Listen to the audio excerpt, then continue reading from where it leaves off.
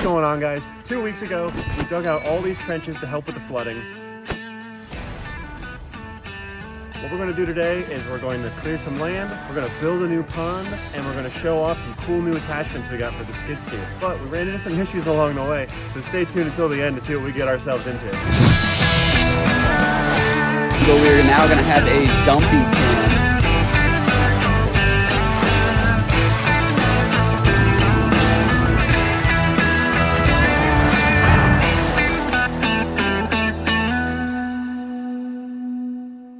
Alright, so this is the latest and new skid steer attachments here at the Raleigh house. This is basically a big lawnmower that goes on the front of the skid steer. It's called a brush cutter. So it has a hydraulic motor that spins a giant blade down there. It can cut grass, trees, brush, all that stuff in the woods. So it's gonna be pretty cool.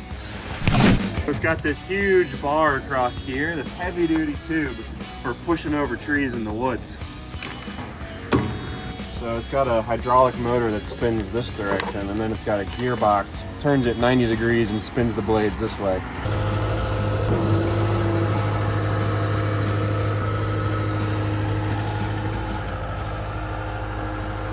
These giant blades that spin around down here. Pretty crazy. It spins really fast too. So we'll take it back to the shop, make sure everything is good. Just wanted to make sure that all this is installed tight, because when this starts spinning, I saw one video online. Guy spun this up and the blades just shot off the thing in multiple directions, which is, needless to say, pretty dangerous.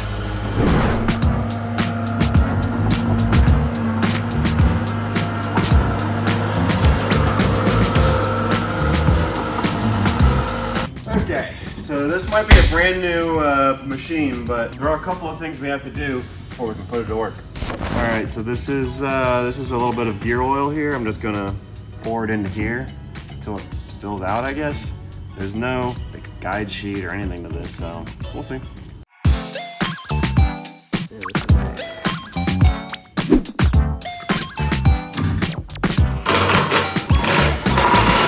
That should be all it needed. Just need to hook up the hydraulic lines. Now that we've filled the gearbox up with oil, let's give this thing a spin.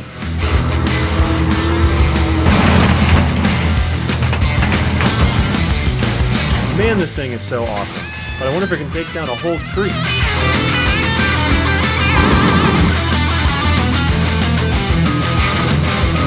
That's insane. Not only can it take down whole trees, but it turns them into mulch.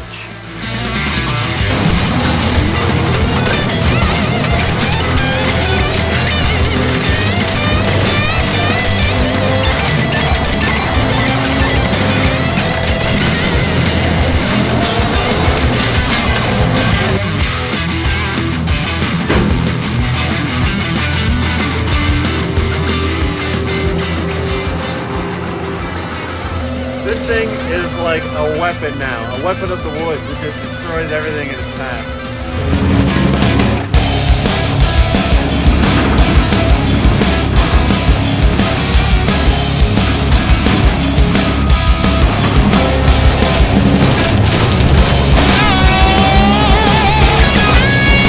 Unfortunately, there's still a couple trees it can't go through, so now it's time to use the excavator to pull those trunks out and cut the rest up with the chainsaw.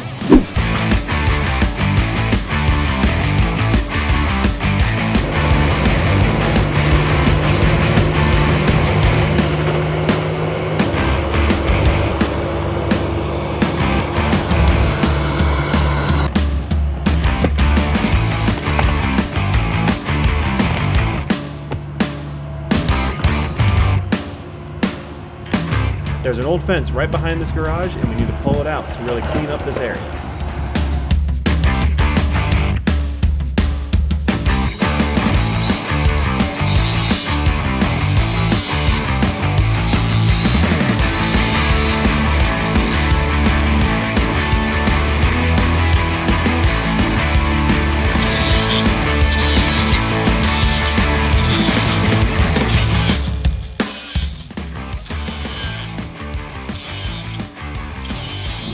Alright, so now that we have the fence pulled off, now it's time to pull out the posts. And by pull out, I really mean destroy.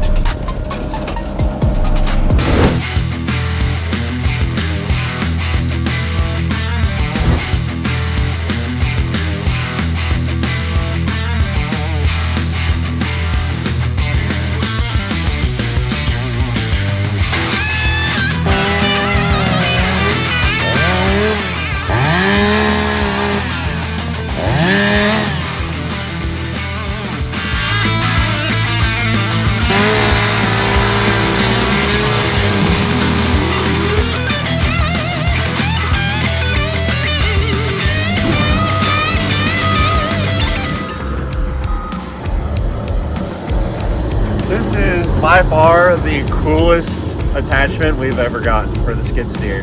The amount of debris and trees and things like that it can just plow through now and leave behind beautifully cut grass. It's pretty awesome.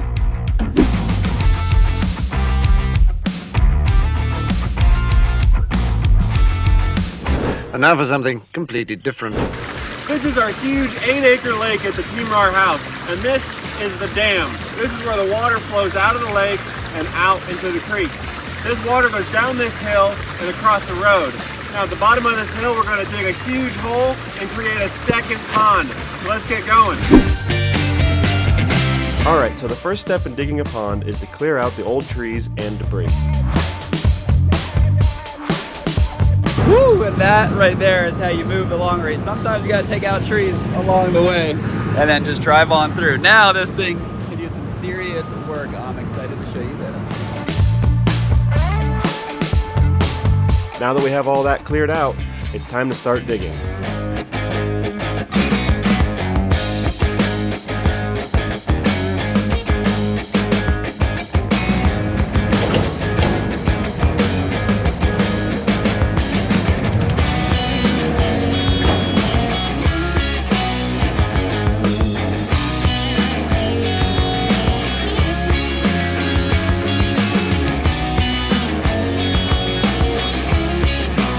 We're making awesome progress, but this mud is a little worrying. The last thing we want to do is get stuck. Oh boy, if you look at the time lapse of the excavator and you zoom in on the last clip we just filmed, and you play it forward, reverse, you can see the excavator is slowly sinking down. It probably sunk like a total of 6 inches in the last 45 minutes or something. I want to be mindful of that, because if it goes too deep, the treads will have troubles climbing up out of basically the hole that it's sitting in. Because the problem with getting your biggest machine stuck is there's no bigger machine to get it unstuck. If anything else gets stuck, we always have something bigger until this guy. This is our biggest one. So if that gets stuck, we're gonna be in trouble. So I worked my best to kind of rough in the pond edge. You can kind of see it taking shape. I need to work on this a little bit, a few more scoops to kind of connect it over, but it's looking pretty good. I'm pretty happy with, ooh, that's wet and muddy. Also digging this down, I think is gonna help allow, all of this to drain, which is great because it's literally puddled water, which is one of the reasons why I wanted to do this project in the first place, was to make this a pretty area, not have swampy stuff, just make a nice pond. But we may have some kind of spring or a leak. So still trying to figure that out. So Carter and I were working last night, and I was backing up the dump truck to get another load of dirt, and I was looking out the window this way, so then I slowly was backing up and hit this tree. It wasn't that hard, it was a bit of an accident, but for some reason, I don't know why, the truck just turned off when I bumped the tree. So really weird. Some vehicles have what's called an inertia sensor, that when you get in a small accident or a bump or even a big accident, it shuts off the engine by way of turning off the injectors, turning off the fuel pump, so that if you do get into an accident, it doesn't cause a fire. But on this truck, what's different is it was actually a gas truck originally and has an engine swapped into it from a completely different manufacturer. So it's a bit of an oddball truck. So fixing it's always a little weird. It won't start again. So we're gonna hook up the work truck to it and tow it out of here.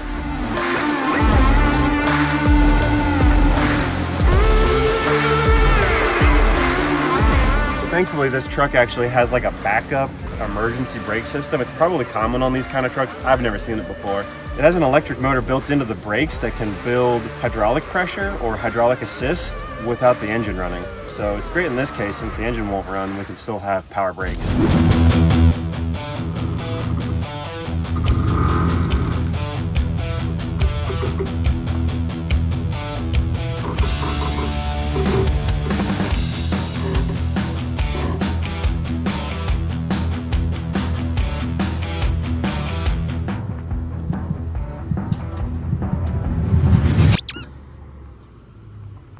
That sucks. You drove over the strap. Yeah, try to keep good tension on it. This is a very dangerous place to be right here.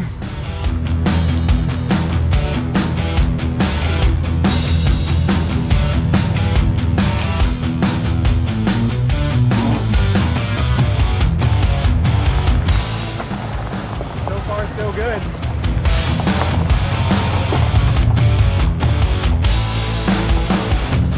So we made it to the garage, but the tow strap is way too long to actually pull this thing into the garage. The garage doesn't actually go that far back. We had to do it this long just to give us some safety room here, because like if the truck were to get out of control with some issue with the brakes, it would just obliterate the back of the work truck. So now what we're going to do is we're going to shorten the strap up so that we can pull the whole thing into the garage a little more easily. But the question is, when we back up the work truck, is this going to sit still?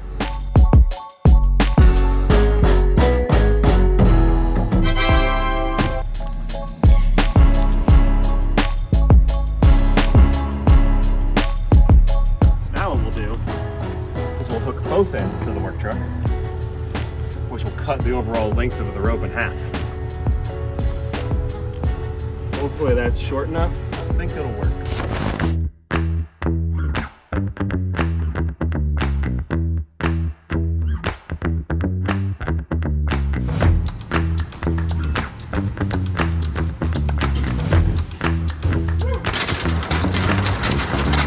Next step is to do a 1,000,000-point turn with the work truck to get it out.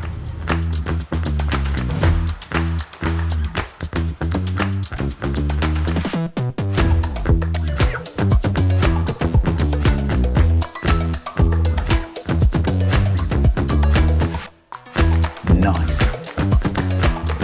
Okay, so we got it in here. Wasn't too bad. So like I said, this truck wasn't actually originally a diesel truck. It is now. It has a 7.3 liter turbo diesel engine from International. Those were not originally sold in these trucks. And it has all the wiring from the truck that the diesel engine came out of. It's a bit of a mess.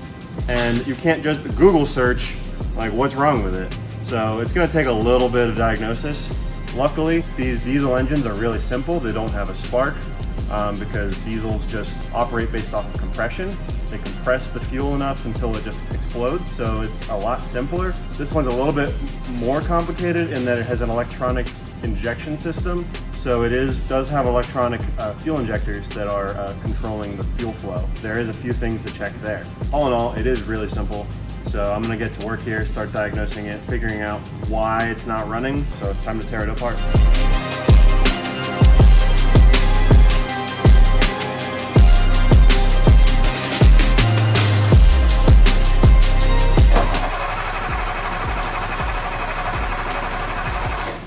So this is what we mean when we say it cranks and doesn't start. You can hear the starter motor spinning and the engine turning over, but the engine's not actually firing up.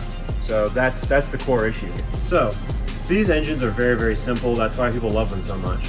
So we know the problem is we're not getting fuel into the engine. So that's where I'm going to start. The fuel system on these is really, really simple. So we have fuel lines that come into the fuel filter housing, and then from there they go into the high pressure fuel pump, and that fuel pump is driven off of the engine. It's mechanical. From there it goes into the fuel rail, and then to the fuel injectors that actually spray the fuel into the engine. There is a separate system here that pumps oil around and controls the flow of the injectors with high pressure oil. So on the oil system we have what's called a HPOP, which stands for high pressure oil pump, that provides the high pressure oil to the fuel system. On that oil system, there's something called an IPR, and that stands for injection pressure regulator. Now that actually controls the pressure of the oil that goes to the injectors that then opens them. So we're gonna check all of that out and see if there's anything wrong with it. So I found the problem fairly quickly. See how this moves and there's exposed threads right there?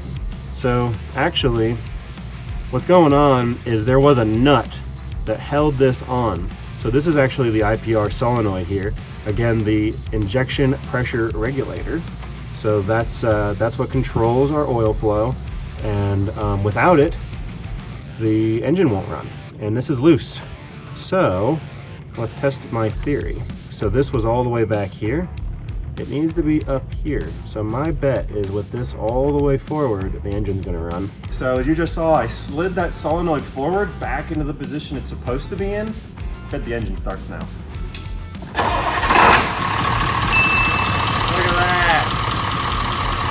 As simple as that. Just one little missing nut caused a huge problem. So I've already got my fix sitting here.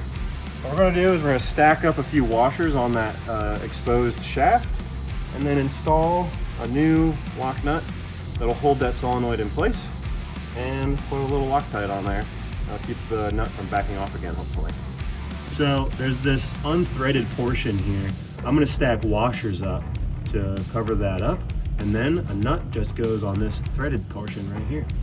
Super simple. So now we just take a stack of washers, put them there. So I'm gonna put the Loctite in the nut itself. It'll be a little easier rather than reaching down in there with this. Just needs a little drop on the threads. It'll spread on its own. And then the nut goes on.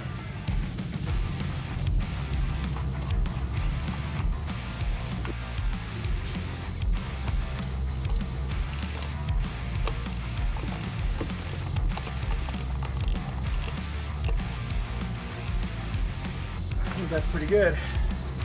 Let's just try to start it up again and make sure that that fixed it.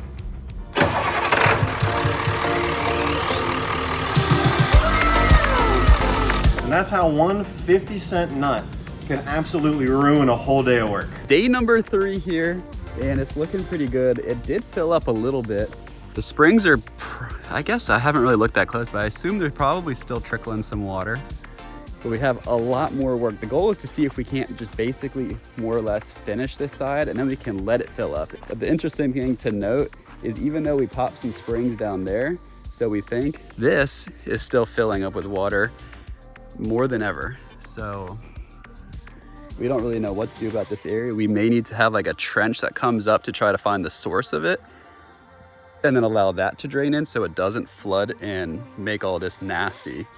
That water sitting there, I think, would be a really good opportunity for all kinds of gross things like mosquitoes. And we're trying to mitigate that. Hence, part of the inspiration for building this is have a nice pond with fish and everything in it as opposed to puddles, because that is gross. So we have this huge pile that we need to move. I think we're gonna try starting with that. Oh, we have so much work to do. Once we get this out of the way, we'll better start digging the pond even more. Yeah, those sparkles, that is some fresh spring water coming down. So yeah, it's still draining, which is crazy. Well, draining the cave, Draining the cave, filling the pond. It's draining one thing, filling the other thing. Well, I guess we just gotta set up and get to work. Hopefully don't break another tripod. Yeah. I mean, Matt doesn't break another tripod.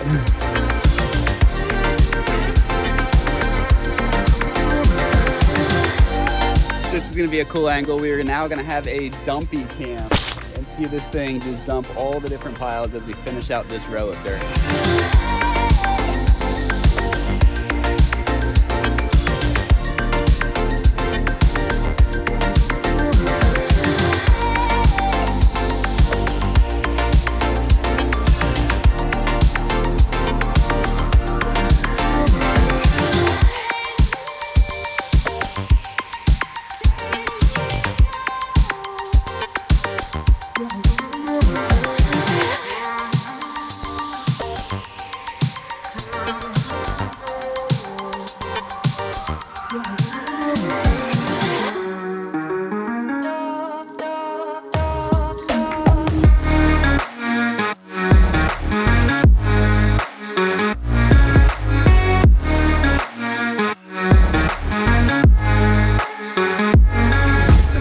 Digging, the hole is getting deeper. The goal is to finish. That's our final depth. I want to double the size out to this area, bring this down, and then scoop all this out, haul this to the field, and then blend that depth more appropriately up to here. And we also need to expand a little bit because the lake is actually going to come up to this way a little bit more and cut around a little closer to this tree and then back. So there's still quite a bit here to haul away as well. Not to mention, we have a big old pile back there and a big pile there. All right, we're gonna knock this over. The whole thing's gonna drain. You're gonna see that drain.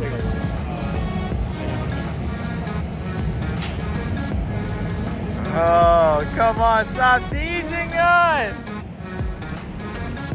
Come on! Oh, it's so close! Come on! Bro, just break it open! Oh, it's so satisfying. What a tease! Oh! That's sick! That's insane! It's taking chunks out. Holy crap!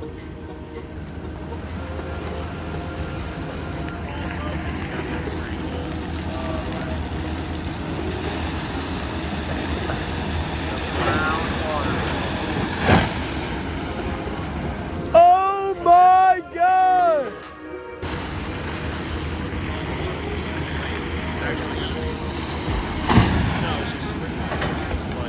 Alright, so the pond is mostly dug, but to finish this project up, we really need to clean up all the trees and branches. So for that, I got us a new tool.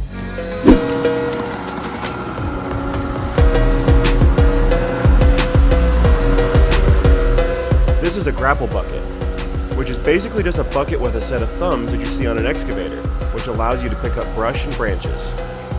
This new grapple bucket is super sweet. It makes our work so much easier because we don't have to saw down every single tree, which would have taken days. Alright, so we're hooked up. Now we have to hook up the hydraulics, which are what's going to drive these arms.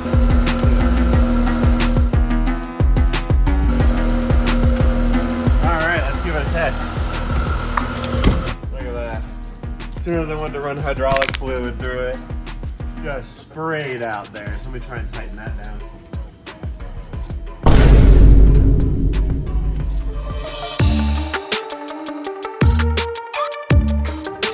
Just see if that fixes it.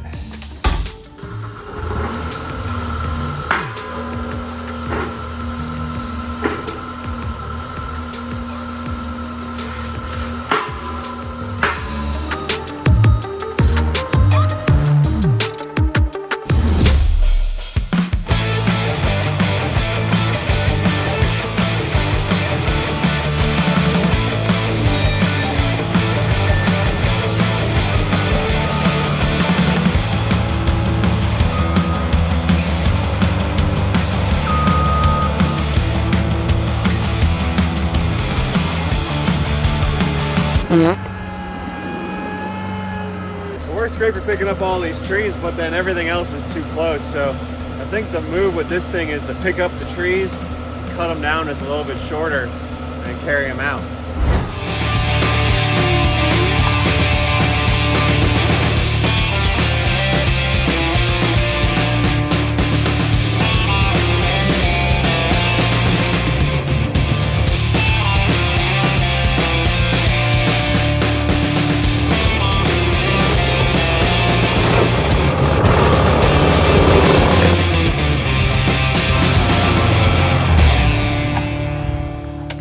This thing's pretty awesome for moving trees. Takes a little bit of technique, but it's super powerful. I can move way more trees than I could with just a pickup truck or by hand. So this is gonna be awesome. We're gonna haul all these trees out of this clearing we made and take them to the field.